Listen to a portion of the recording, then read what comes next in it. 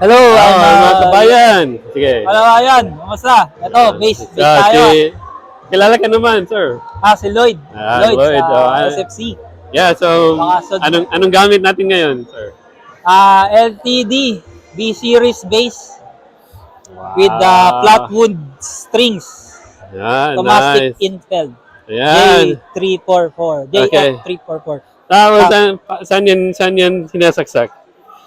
Dito sa Catalin Bread, blood donor. Yan yung Cudson Koenig na fast rat hybrid.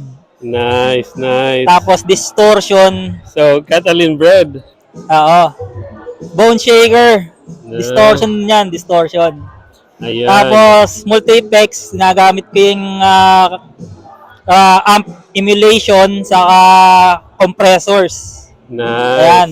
Tapos pagka slow song, may kailangan ng reverb, yan, avalanche run. Yan.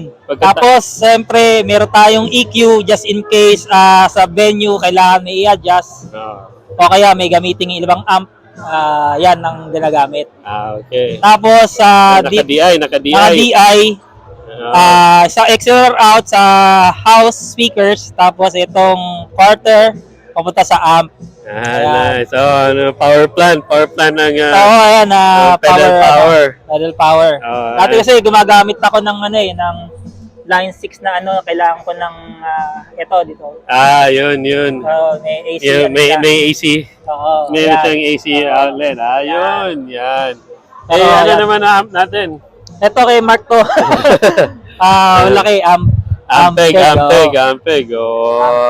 Ito yung BA115 15 inch. Itong setting niya.